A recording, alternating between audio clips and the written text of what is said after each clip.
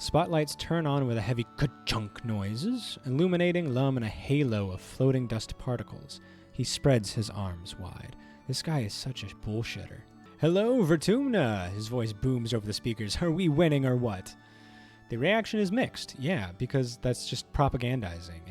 It doesn't do anything to bring new people into the fold. It just encourages those already in the cult of personality and intimidates those that are without. It's just forming an in-group and out-group. Fuck you, Lum. Regardless, there's enough cheering that Lum has to wait for it to die down before he continues.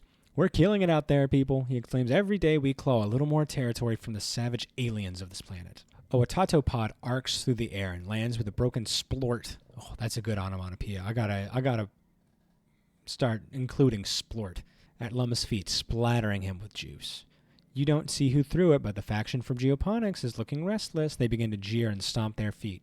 Lum continues on, raising his fists.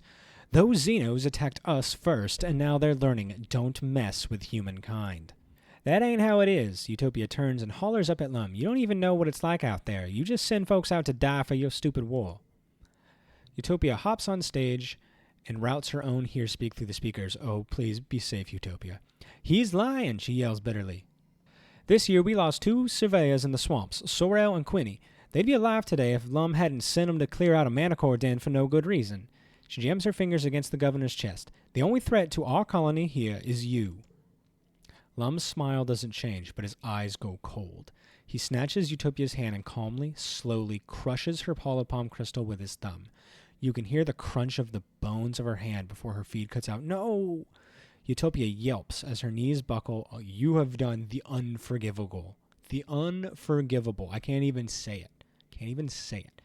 You have hurt a good friend of mine. I don't forget. If you don't get what's coming to you, if this story doesn't write you a terrible, horrible death, I will be forced to write fan fiction. I will be forced to write in my own version, and I will not be kind.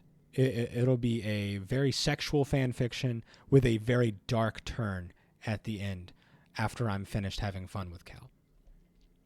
Utopia yelps at her knee, buckled with pain, her bravado gone. She holds her broken hand to her chest and is too shocked to resist when Lum shoves her off stage. Before we got here, this colony was doomed.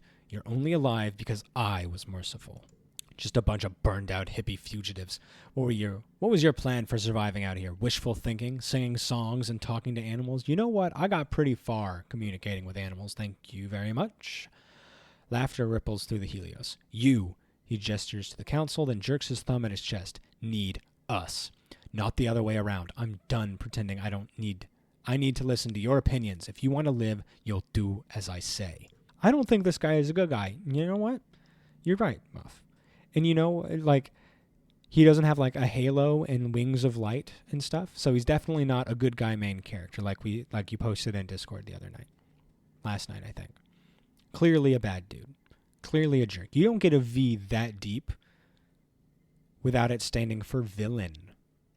This is villain. The V-neck is for villain.